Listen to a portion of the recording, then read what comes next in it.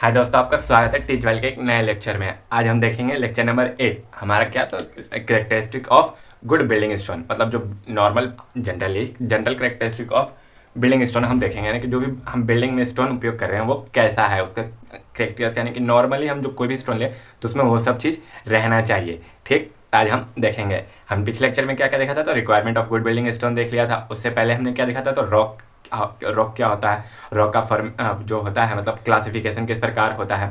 ठीक, उसमें कौन कौन सा था हमने देखा था, जियोलॉजिकल देखा था, फिजिकल देखा था और केमिकल देखा था। जियोलॉजिकल में इग्नियस, सेडिमेंट्री, मेटामॉर्फिक था। फिजिकल में अनसर्टिफाइड, सर्टिफाइड और फॉयलेट। और फिर वही केमिकल में आर्जिलिसियस, कैलकेरियस और सिलिकस।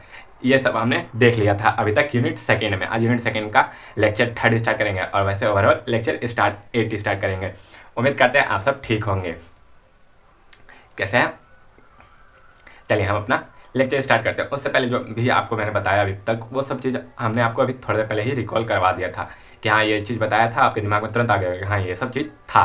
ठीक कोई बात नहीं। देखिए, good building, requirement of good building stone, मतलब कि एक स्टोन में हमको किस किस चीज़ की जरूरत होता है, वही रिक्वायरमेंट लगभग सेम है। किससे? तो कैरेक्टरिस्टिक्स के, मतलब उसमें पत्थर में किस किस प्रकार के गुण होने चाहिए। हम नॉर्मल एक पत्थर ले रहे हैं तब क्यों, हम ताकि उसको बिल्डिंग में प्रयोग कर सकें। वही सेम चीज़ है मान के चलिए। तो बस क्या है कि देखिए, इसमें 16 पॉइंट है। 16 पॉइंट में आप देखे होंगे, टेक्सचर मैंने आपको बता ही दिया था, ड्यूरेबिलिटी बता दिया, हार्डनेस बता दिया, फेरेंस बता दिया, फ्रैक्चर्स बता दिया, स्पेसिफिक ग्रेविटी बता है, सीनिंग भी बता दिया, टफनेस इंडेक्स भी शायद बताया हुआ, क्रशिंग स्ट्रेंथ भी बताया हुआ है, बेदरिंग नहीं है, फायर रेजिस्टेंस बताया हुआ है। फिर उसके बाद इधर कुछ नहीं है, एब्जॉर्प्शन बताया हुआ है शायद। तब मैंने आपको ऐसे भी बोला था कि 6 से 7 पॉइंट लगता है, फालतू मिलेंगे। फिर भी हम इन 16 के 16 को आपको लिखवा देते हैं एक बार दोबारा, ताकि जो भी पॉइंट आपको अच्छा से लगे कि हाँ उसमें नहीं लिखाया गया, इसमें लिखाया गया, याद करने लायक है, तो वो याद कर लीजिएगा। फिर आपको एक बार आज कहते हैं कि पत्थरों जैसा हौसला रखिए, ताकि आपको कोई झुका ना सके। तोड़ने वाले तो बहुत मिलेंगे, लेकिन साथ देने वाले बहुत कम मिलेंगे। उन साथ देने वालों को अपने साथ रखिए। ठीक, चलिए यही हमारा कोड था। तब तक आप इसको नोट डाउन कीजिए। हम लेके आते हैं शुरुआत से 16 तक हम अपने इस लेक्चर में। देखिए,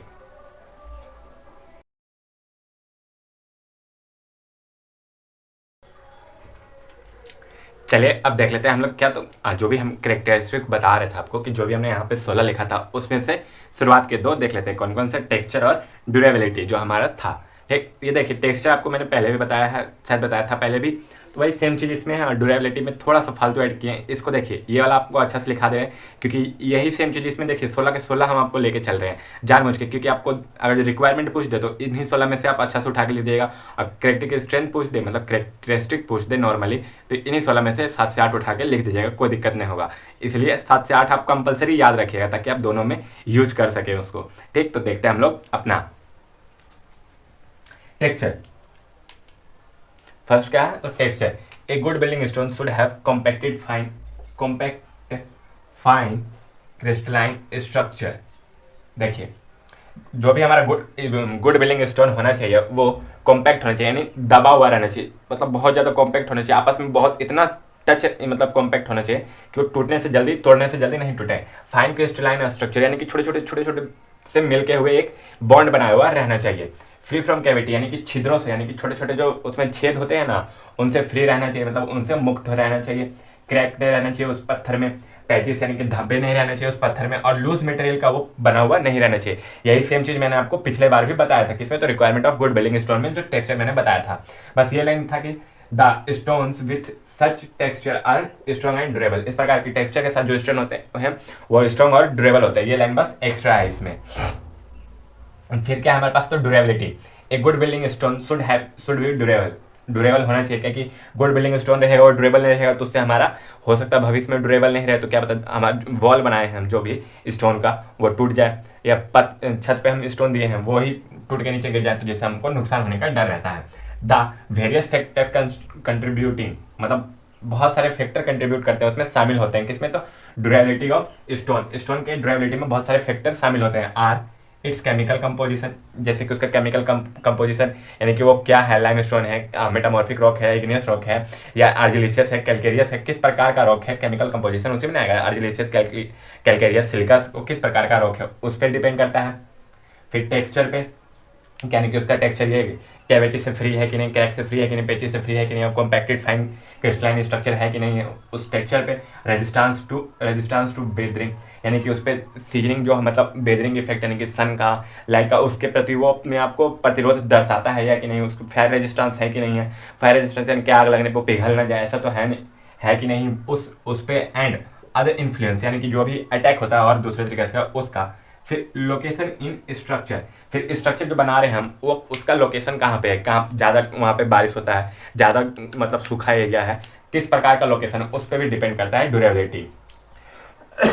डिफरेंट कंट्रीब्यूशन किस किस का है, तो केमिकल कंपोजिशन का पहला, यानी कि उस पत्थर में किस प्रकार का केमिकल कंपोजिशन है, कि सिलिका से, यानी कि उसमें सिलिका ज़्यादा प्रेजेंट है, या एल्यूमिना है, आर्जिलिसिस है, कैल्शियम कार्बोनेट है, कि कैलकेरियस है। टेक्सचर क्या, उसका टेक्सचर कैविटी ये सब चीज़ें फ्री है या नहीं है। रेजिस्टेंस टू वेदरिंग, यानी कि वही सन का इफेक्ट उस पर किस प्रकार पड़ता है, सन और लगातार मौसम ठंडा गर्म हो रहा है तो उसका इफेक्ट किस प्रकार वो मतलब झेल पा रहा है या नहीं। अदर इन्फ्लुएंस, यानी कि जो भी बारिश हो रहा है ये सब चीज़ उसका इफेक्ट झेल पा रहा है, यानी फिर लोकेशन वो कहाँ पे, ज़्यादा बारिश वाला एरिया में, कि ज़्यादा धूप वाला एरिया में है, कि हमेशा वहाँ ठंडा रहता है, कि हमेशा वहाँ गर्मी रहता है, किस प्रकार के एरिया में, उस पर भी डिपेंड करता है कि ड्यूरेबिलिटी पत्थर का। ठीक, फिर flowing are the important atmospheric agency. Atmospheric agency को ही देखिए क्या कहते हैं, एटमॉस्फेरिक एजेंसी को ही हम लोग बेदरिंग कहते हैं, यानी कि उस पर जो इफेक्ट पड़ता है वो सब। Alternate condition of heat and cool, alternate condition यानी कि बदलते हुए कंडीशन के, पहले गर्मी है फिर धूप ठंडा आ गया, फिर गर्मी फिर ठंडा आता है, यानी कि heat and cold due to change in temperature, temperature में चेंज होने के कारण रात को देखिए सुबह ठंडा आता है, फिर दोपहर में गर्मी हुआ, फिर रात को ठंडा हो जाएगा, तो टेम्परेचर में चेंज आने के कारण जो अल्टरनेट कंडीशन होता है उससे भी हमारे जो ड्यूरेबिलिटी पे पत्थर की ड्यूरेबिलिटी पे इफेक्ट पड़ता है। वही हो गया atmospheric agency. Alternate condition of वेटनेस, वेटनेस यानी कि बारिश पड़ा फिर उसके बाद धूप तुरंत हो गया, तो वही ड्यू टू रेन एंड सन के कारण जो उस पर अल्टरनेट कंडीशन बन रहा है उसके कारण इसका ड्यूरेबिलिटी खत्म हो सकता है। फिर केमिकल कंपोजिशन एजेंसीज के कारण इसका such as dissolve gases in rain, rain में जैसे H2S घोला हुआ रहता है, सल्फ्यूरिक एसिड घुल जाता है, तो वही उन गैसेस के कारण भी पत्थर के ड्यूरेबिलिटी पे इफेक्ट आ सकता है। विंड विथ हाई वेलोसिटी, यानी कि बहुत तेज से पत्थर पे वो प्रेशर मार रहा है हवा, तो उसके कारण भी पत्थर में मतलब ड्यूरेबिलिटी में कमी आ सकता है। तो यही सब ड्यूरेबिलिटी के मेन फैक्टर थे। यानी कि आप सब सुने हुए कि बताया जाता है साइंस में कि तुम एक जगह खड़ा रहो, तुम्हारे चारों तरफ से हवा प्रेशर लगाता है, चारों तरफ से समान प्रेशर लगाता है, तभी तुम एक जगह पे खड़ा रहते हो, वरना तुम किसी तरफ से ज़्यादा प्रेशर लगाएगा तो उसके विपरीत दिशा में तुम गिर जाओगे। तो वही है, ड्यूरेबिलिटी पे उसका भी इफेक्ट पड़ता है, हमारे ड्यूरेबिलिटी पे भी इसके पत्थर के ड्यूरेबिलिटी पे इन सब चीज़ों का इफेक्ट पड़ता है। टेक्सचर और ड्यूरेबिलिटी में देखिए ज़्यादा नहीं थे, इसलिए आपको इतना ही बताते जा रहे हैं कि आपको समझ में आ जाए, ये सब चीज़ें आपको आसानी से याद हो जाए, इसलिए इसको इतना फास्ट में भी पढ़ाया जा रहा है। ठीक, आप इसको नोट डाउन कीजिए, हम आगे अभी लेके आते हैं।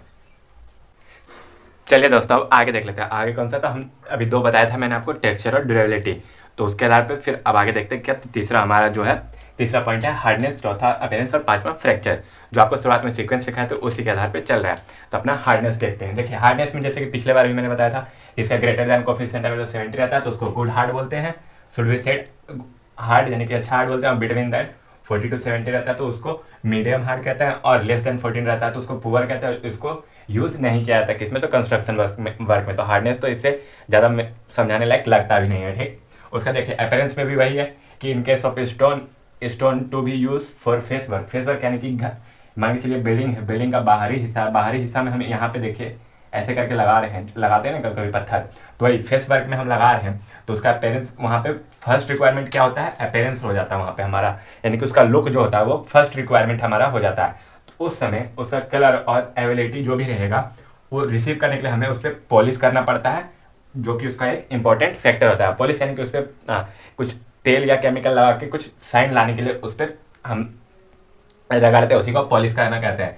फिर देखिए इसमें भी बताएंगे कि लाइट कलर का जो स्टोन रहेगा वो ज़्यादा प्रीफर करते हैं हम लोग किससे, तो डार्क कलर स्टोन से ज़्यादा अच्छा दिखता है वो, उसका अपीयरेंस गुड होता है। किसका, तो लाइट कलर के स्टोन का अपीयरेंस गुड होता है, उसको ज़्यादा प्रीफर करते हैं हम डार्क कलर का जो स्टोन होता है उसकी तुलना में। और वही फिर बताया जाता है अपीयरेंस में इसमें क्या था, तो यूज़ करते हैं हम स्टोन यूज़ भी फेस वर्क यानी कि घर के बाहरी, जैसे कि मान के चलिए ये कोई घर है, हम इसके बाहरी तरफ यहाँ पे पत्थर का यूज़ करें तो वही फेस वर्क यही कहलाएगा, जिससे हम लोग जो एक्सपोज रहता है सन, और ये सन में एक्सपोज रहता है यानी कि बाहर जो एटमॉस्फेयर है उसमें एक्सपोज रहता है, वही हो जाता है हमारा फेस वर्क। उसमें अगर जो यूज़ कर रहे हैं तो उसमें वहाँ पे हमारा फर्स्ट प्रायोरिटी क्या हो जाएगा, तो उसमें हमारा फर्स्ट प्रायोरिटी अपीयरेंस यानी उसका लुक हो जाता है, वो कैसा दिख रहा है वो अपीयरेंस हो जाता है। वहाँ पे हम कलर और उसका एबिलिटी प्राप्त करने के लिए हम पॉलिश करते हैं, कुछ केमिकल और कुछ ऑयल्स के माध्यम से उसका पॉलिश करते हैं, जो कि उसका एक इंपॉर्टेंट फैक्टर रहता है। यही था। फिर लाइट कलर की तुलना डार्क कलर की तुलना में स्टोन को लाइट कलर का स्टोन ज़्यादा प्रीफर किया जाता है। ये आपका अपीयरेंस था। फिर उसके बाद थर्ड किया तो फ्रैक्चर। फ्रैक्चर जो मैंने आपको पिछले बार बताया था कि फ्रैक्चर्स का मतलब होता है जैसे कि हम कोई यहाँ पे स्टोन लगा रहे हैं तो इसका जो किनारा है वो ज़्यादा वो शार्प रहना चाहिए, वो अच्छे से वेल मेंटेन रहना चाहिए। किनारे पे ज़्यादा यहाँ पे देखिए ऐसे तिरछा कड़ा रहेगा तो देखने में ही बेकार लगेगा, प्लस में यहाँ पे कुछ होगा तो यहाँ पे हल्का सा भी चोट हम करेंगे तो ये पूरा क्रैक आने की कोशिश करेगा। इसलिए गुड बिल्डिंग स्टोन के लिए जो उसका फ्रैक्चर रहता है स्टोन का वो शुड भी शार्प रहना चाहिए, इवन रहना चाहिए, यानी कि एक समान रहना चाहिए, ब्राइट रहना चाहिए, ज़्यादा इवन ब्राइट मतलब एक समान रहना चाहिए, क्लीन रहना चाहिए मतलब साफ रहना चाहिए। और उसको हम सीमेंट से अच्छा से पैक भी कर सके। सीमेंटेड यानी कि पैक करना होता है, सीमेंटेड यानी कि ये जो होता है ना दोनों ब्लॉक के बीच में हम यहाँ पे सीमेंट लगाए ताकि वो अच्छा से पैक भी हो सके। Fracture should be sharp even bright clean and with grain. Grain मतलब कि वो चिपकाना, with grain well cemented together, एक दूसरे के साथ अच्छे से सीमेंटेड होकर वो चिपक सके ताकि एक डुअल चौकी and earthy fractures of stone indicate sign of earlier future decays. यानी कि वो अगर जो देखिए यही स्टोन है उसमें बोला जाता है डुअल। डुअल मतलब कि हल्का सा ऐसे तिरछा होकर ऐसे होना, इसको डुअल बोलते हैं। ठीक। चौकी यानी कि यहाँ पे हल्का हल्का व्हाइट कलर का आ जाएगा। फिर अर्थ यानी कि मिट्टी जैसे ये होने लगेगा।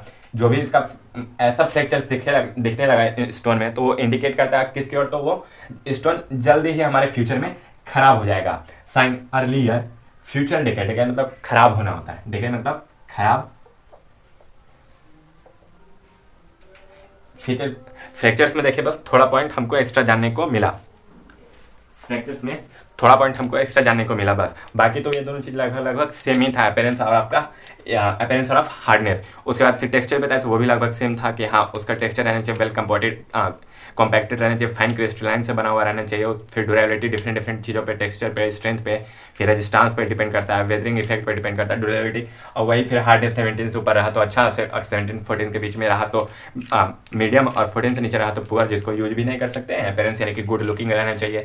वो पत्थर और फेसवर्क का उपयोग फेसवर्क के रूप में उपयोग कर रहे हैं, यानी कि घर के आगे लगा रहे हैं तो वहाँ पे हम पॉलिश साइन लाने के लिए पॉलिश कर सकते हैं। फिर लाइट कलर का उपयोग करना चाहिए। अब फ्रैक्चर्स में वही ब्राइट क्लीन इवन रहना चाहिए, उसका जो कॉर्नर हम बना रहे हो फिर वेल सीमेंटेड रहना चाहिए दीवार में जो यूज़ कर रहे हैं। तो ये सब देखिए ज़्यादा नहीं है, जो मैंने आपको पिछले requirement of good building stone में पढ़ाया था उसी से मिलते जुलते ही हैं।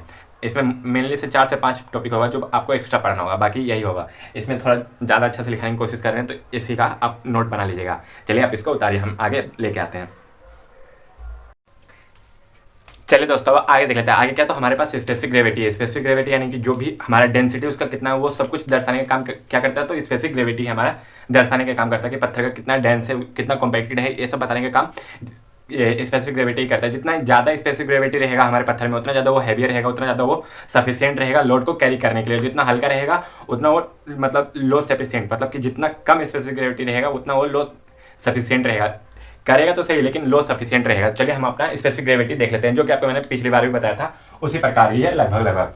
देखिए the specific gravity of good building stone, मतलब एक अच्छे बिल्डिंग स्टोन के लिए जो स्पेसिफिक ग्रेविटी है वो 2.4 से लेकर 2.8 तक रहना चाहिए। पिछली बार शायद मैंने आपको 2.7 बताया था कि उससे ज़्यादा रहना चाहिए या उतना ही रहना चाहिए। ठीक, गुड बिल्डिंग स्टोन के लिए होता है वो। फिर stone having higher specific gravity, अगर जो स्टोन का स्टोन के पास हाइयर स्पेसिफिक ग्रेविटी वैल्यू है तब उसको हम यूज़ करेंगे कहाँ के लिए, use for construction of dam. उसको हम डैम में यूज़ करेंगे, रिटेनिंग वॉल में यूज़ करेंगे, यानी कि लोड बेरिंग जो वॉल होता है उसमें भी यूज़ कर सकते हैं। डॉकयार्ड्स यानी कि बंदरगाह आप नाम सुने ही होंगे आपने, डॉकयार्ड्स वहाँ पे होते हैं। ठीक, वहाँ पे माल ये सब उतारा जाता है, बड़े बड़े टैंकर रखे जाते हैं तो वहाँ पे इन सब पत्थर का यूज़ किया जाता है ताकि ज़्यादा लोड वो यूज़ कर सके। बिकॉज क्योंकि higher specific gravity value of stone का जो भी होता है हाइयर स्पेसिफिक ग्रेविटी वैल्यू जो रहा तो इंडिकेट क्या करता है, तो वो हैवियर एंड स्ट्रॉन्गर स्टोन की तरफ इंडिकेट करता है कि वो स्टोन हैवी है ज़्यादा और स्ट्रॉन्ग है उसकी तरफ इंडिकेट करता है। वहीं दूसरी तरफ if stone are to be used for domes यानी कि जो छपरी से बनाने रहता है ऐसा उसके लिए, एंड रूफ कवरिंग मटेरियल यहीं पे roof covering material ETC the lighter variety of stone are preferred, मतलब कि वहाँ पे लाइटर वेराइटी मतलब कि कम स्पेसिफिक ग्रेविटी, कम हैवी यानी कि लाइटर बोल सकते हैं आपको, लाइटर और ये कम स्ट्रॉन्ग मतलब थोड़ा कम स्ट्रॉन्ग रहेगा, उस प्रकार के स्टोन को प्रीफर किया जाता है। That is specific gravity is low, क्योंकि देखिए यहाँ पे हम ज़्यादा हैवी पत्थर रख देंगे तो क्या पता भविष्य में जो इसके नीचे हम सपोर्ट दिए हैं उसी पे इफेक्ट आ जाए, वही टूट के यहाँ से गिर जाए, यही टूट जाए। इसलिए हम इसमें हल्का डालते हैं, लेकिन उतना सफिशिएंट डालते हैं कि वो विंड के प्रेशर को, मतलब जो भी इसमें हवा का प्रेशर लगेगा उसको रोक सके, उतना भर हमको सुरक्षा दे सके। पानी का जो रेजिस्टेंस रहेगा, फायर रेजिस्टेंस या पानी के बेदरिंग इफेक्ट के प्रति जो रेजिस्टेंस रहेगा वो इसमें कंसिस्टेंसी रूप से रहे, उतना डालते हैं। लेकिन इसका स्पेसिफिक ग्रेविटी हम कम लेते हैं किसका, तो जो कि हम बिल्डिंग में प्रयोग करने जा रहे हैं स्टोन उसका। ठीक है, तो यहीं पे हमारा ये स्पेसिफिक ग्रेविटी खत्म होता है। अभी हम देखिए आपके स्क्रीन पे कुछ स्पेसिफिक ग्रेविटी कुछ स्टोन के आपके स्क्रीन पे दिख रहे होंगे। इसमें देखिए ग्रेनाइट का स्पेसिफिक ग्रेविटी दिख रहा होगा आपको 2.64, उसका सेल्ट का स्पेसिफिक ग्रेविटी दिख रहा होगा, स्लेट का वैसे ही मतलब बहुत सारे पत्थर उनके दिख रहे होंगे। स्लेट का देखिए इसमें दिख रहा होगा 2 पॉइंट के समथिंग होगा कुछ। फिर देखिए लाइम स्टोन होगा, सैंड स्टोन होगा, उनमें से किसी एक का दिख रहा होगा आपको 2.65 से लेकर 2.95 तक। इसी प्रकार स्पेसिफिक ग्रेविटी बता रहा है कि कौन सा स्टोन कितना हैवी है, कौन सा स्टोन कितना लाइटर है, किसको हम घर में उपयोग कर सकते हैं, किसको हम बड़े बड़े डैम्स में उपयोग कर सकते हैं, रिटेनिंग वॉल में यूज कर सकते हैं, ये सब आपको बता रहा होगा। इसी फिगर के मतलब जो आपको स्क्रीन पे दिख रहा है स्पेसिफिक ग्रेविटी का चार्ट, उसी के जरिए हम समझ सकते हैं। ठीक, चलिए आप इसको नोट डाउन कीजिए।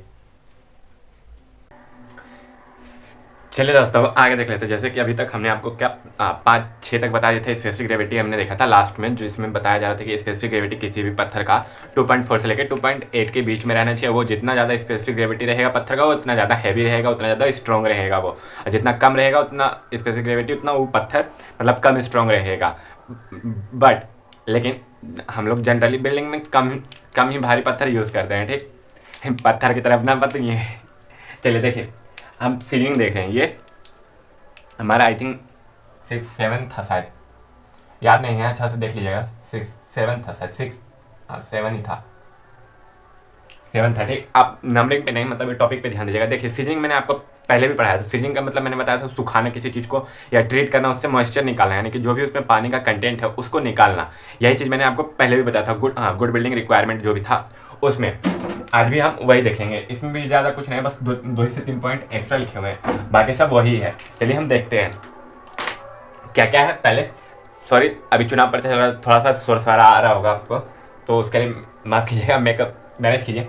The stone should be well season before the use, मतलब अच्छा से सूखा हुआ रहना चाहिए बिफोर पुटिंग इनटू यूज, मतलब हम उपयोग करने जा रहे हैं उससे पहले जो भी पत्थर हम यूज़ करने जा रहे हैं वो अच्छी तरह से सूखा हुआ रहना चाहिए, यानी कि उसके अंदर जितना भी पानी का कंटेंट था, यानी पानी का जो भी मात्रा था थोड़ा बहुत, वो सब निकल जाना चाहिए। ठीक, the stone obtained fresh from query वही मतलब काट के निकालना, जो हम बताए थे। क्वेरिंग एक प्रोसेस है जहाँ उत्खनन कर करके हम पत्थर को अलग करते। ठीक, उस एरिया को जो हम कर रहे हैं उसको क्या कहते थे, क्वेरी कहते थे। जो भी मतलब फ्रेश क्वेरी करके हम पत्थर लाए, उसमें कंटेंट सम मॉइस्चर मतलब क्या होता है, तो जल की मात्रा,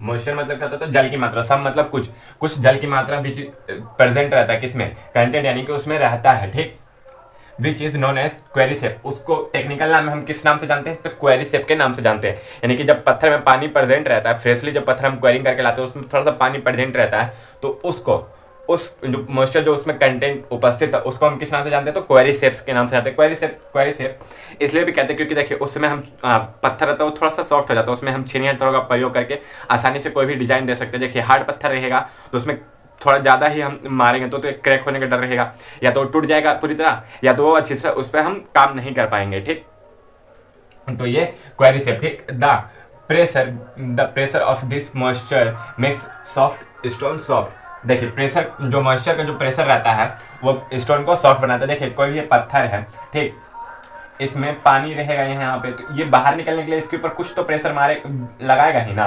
वो जो लॉ होता है फिजिक्स में कि बाहर निकलने के लिए जो प्रेशर अप्लाई करता है वही कुछ तो प्रेशर ये अपने चारों तरफ लगाएगा, जिसके कारण जो होता है आपस के कण रहते हैं वो हल्का हल्का दूर होने की कोशिश हो जाता है। प्रेशर ज़्यादा देखिए कॉम्पैक्ट नहीं कर रहा है, ये टेंशन की तरफ ले जा रहा है। कॉम्पैक्ट करेगा तो आपस में तो बहुत ज़्यादा वो प्रेशर का कॉम्पैक्ट होगा, यानी कि प्रेशर उस पर कम होगा, अंदर से मॉइस्चर निकल जाएगा तो कॉम्पैक्ट होगा, कम होगा प्रेशर, यानी कि तो वो हार्ड हो जाएगा।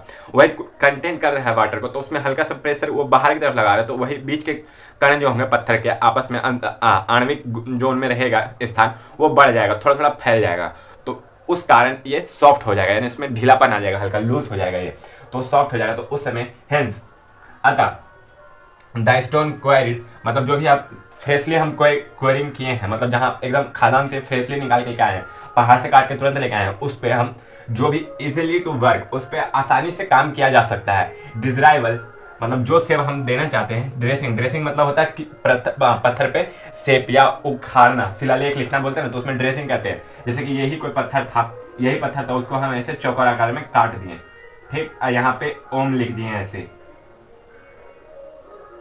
तो ये जो ओम लिखा है और ऐसे काटना हुआ ना, इसी को ड्रेसिंग कहते हैं, ठीक, यानी कि डिजायर जो हमको शेप चाहिए वो शेप देना ही पत्थर को क्या कहलाता है, तो हमारा ड्रेसिंग कहलाता है। ड्रेसिंग टू बिकम इजी, तो उस पर ड्रेसिंग करना हमारे लिए इजी हो जाता है। किस पे, तो मॉइस्ट कंटेंट जो पत्थर रहता है उस पर, यानी कि फ्रेशली आया अभी टूट के, तो उसमें मॉइस्चर कंटेंट रहेगा, जिसके कारण वो सॉफ्ट रहेगा, मॉइस्चर कंटेंट के प्रेशर के कारण वो सॉफ्ट रहेगा, इसलिए उस पर काम करना आसान होता है। इजी टू वर्क, उस पर वर्क करना आसान होता है, इसलिए हम जो उस पर ड्रेसिंग करना चाहते हैं वो उसी समय कर देते हैं, ताकि बाद में हमको कठिनाई ना आए।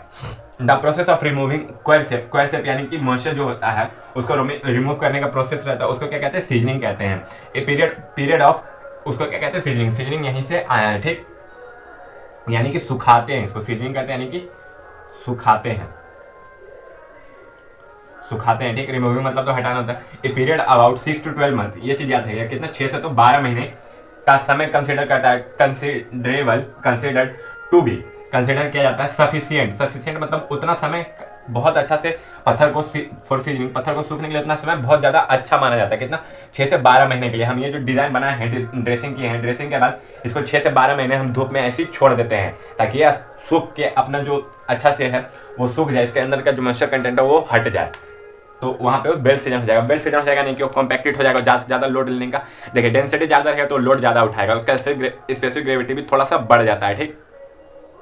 तो वहाँ डेंसिटी ज़्यादा, लोड ज़्यादा उठाएगा तो हम उसको वॉल में, दीवार में कहीं पे भी मतलब यूज़ कर सकते हैं अपने बिल्डिंग में, या कहीं कहीं भारी डैम में भी यूज़ कर सकते हैं, ताकि वो स्ट्रक्चर का ज़्यादा लोड उठा सके और फाउंडेशन के थ्रू अपना हमारा सॉइल में जाके वो लोड को पूरी अच्छी तरह से मतलब पास आउट कर सके, ठीक। तो इसी कारण हम जो ये बेल सीजन करते हैं, मतलब अच्छी तरह से सुखाते हैं पत्थर को, किस लिए, तो हम यूज में लाने से पहले उसको अच्छी तरह से सुखाते ताकि वो लोड ज़्यादा से ज़्यादा उठा सके। सीजनिंग यही था हमारा, सीजनिंग ऑफ स्टोन। देखिए स्पेसिफिक ग्रेविटी, उसका सीजनिंग ऑफ स्टोन, उसका देखिए अभी भी हम कहाँ पहुँचे, 7 तक पहुँचे, तो 16 इसमें बाकी है, ठीक। तो ये लेक्चर थोड़ा सा ज़्यादा लंबा होने का चांसेस रहेगा, इसलिए इसको यहीं पर खत्म करते हैं। इसको लेक्चर 8 यूनिट 2 का पार्ट ए बोलते हैं, पार्ट ए लिख देते हैं, यानी कि जो भी आपके पास वीडियो आएगा वो लेक्चर 8 पार्ट 1 के नाम से आएगा, पार्ट 1 के नाम से आएगा, ठीक। उसका यही इसमें आएगा, तो lecture 8 part 2, lecture 8 part 3, lecture 8 part 4 तक जाने की संभावना है, पार्ट 3 तक मैक्सिमम आपको लेके जाएंगे, ठीक। अब नेक्स्ट वीडियो में जो भी 7 के बाद बचे हुए हैं उनको देखेंगे, उसके बाद नेक्स्ट वीडियो में